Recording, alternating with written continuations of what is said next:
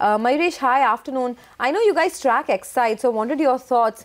The revenues actually were below estimates at just about 9.5% in terms of growth. Would that disappoint you, or do you think that now perhaps Excite is going to turn around in terms of its earnings?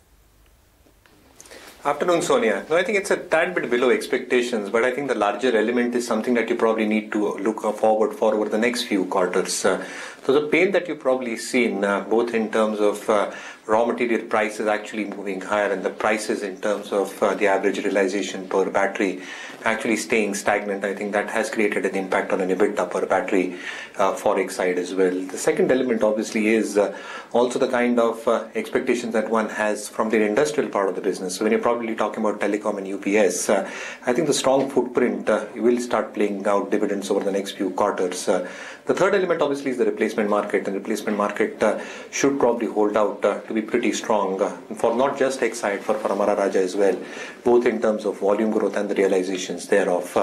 What probably happens in terms of the capex that they're putting in, 700 odd crores is still expected to put in through the robotics technology, which obviously should also be some amount of a value accretion project when it comes to the margin. Lead prices are actually coming off. So to that bit, again, I think it's a huge support as far as the projected EBITDA margins are concerned. And obviously the last element is going to be the overall earnings profile. So when you're probably talking about the standalone operations, add to that the value that the insurance business gives and the nominal value that the smelting business probably adds up, I think there is still sufficient value left in the stock. So there might be some amount of jitteriness from a short-term result perspective, but partly the future earnings probably are a step in the right direction in which the company is probably projecting. So anybody holding on the stock should continue. Okay, that's on Excite. Mayuresh, hi, good afternoon. Your thoughts on ONGC? That stock is moving higher today on that CLSA report. I'm not privy to the report, Anuj, but largely if you talk about the upstream, I think Reliance is something that we stay very, very comfortable with. I think we are holding Reliance for a pretty long length of time, and we continue to hold that in our portfolios. I think the premise here is very clear. I think when you're probably talking about how the pricing is this point of time, and you're considering the product mix that all these upstream majors have, I think Reliance is in a far better position at this point of time, along with the middle distillate that it produces and possesses. The second element, obviously, the new IMO regulations, which obviously are going to support Reliance from January 1st, 2020, as they start kicking in. The third element, obviously, is their core capex, which is almost over, and that incrementally also starts adding on to the overall earnings profile. The other two engines that we probably keep on speaking about, I think also de-risks the entire upstream portfolio that Reliance probably carries, in the sense that crude prices remain low. Probably the volatility plays out on the earnings sensitivity. So I think retail, the way the revenues are panning out, the EBIT margins thereof, what happens specifically on the geo front, also is a very encouraging trend and sign that we are seeing both in terms of the subscriber market share and the revenue market share that Reliance has probably garnered on the telecom business. So overall, I think if one looks at the de-risks business model, if probably one looks at the capex finally getting over, the return ratio, specifically ROE, should improve. So I think Reliance is something that we continue holding as a clear disclaimer, and that probably remains our only pick probably within the upstream players. Okay, Mayuresh, just stay on. We'll come back to you for more. In fact, let's get in some more market opinion now. We have about 10 minutes to go before the day comes to an end. We did speak with Neelkanth Mishra, the MD and India equity strategist at Credit Suisse, earlier in the morning to get his sense on the market. He believes that the uncertainty around the general elections will impact small and mid-cap companies a bit more. Listen in.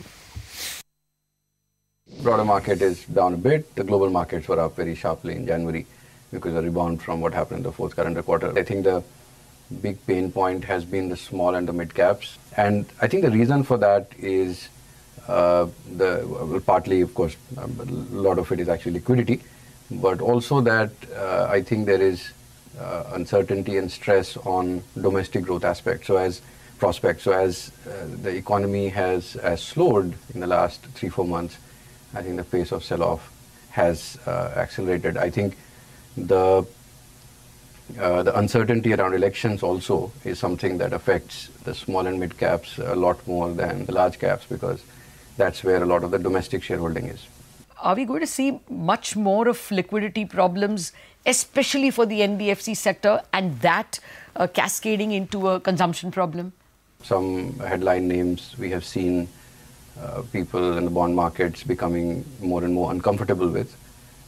We are now hearing that other large groups which have heavy levels of indebtedness, some of which were known, some of which not were really well known, are now coming into the crosshairs. And this is absolutely nothing to say that those groups are insolvent.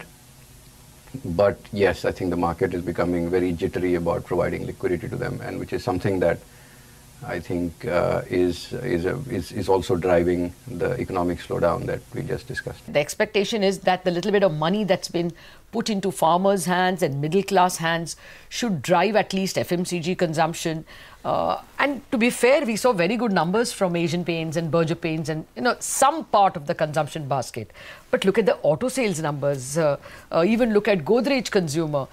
How do you wrap around consumption? Is there some space to buy over there?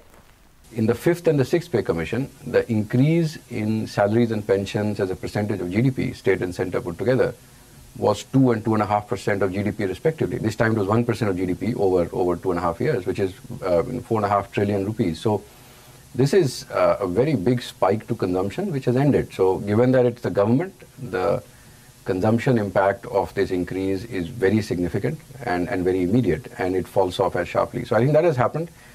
The income transfer that has stalled because of low food prices that we've often discussed on your show, I think that has had a role to play as well.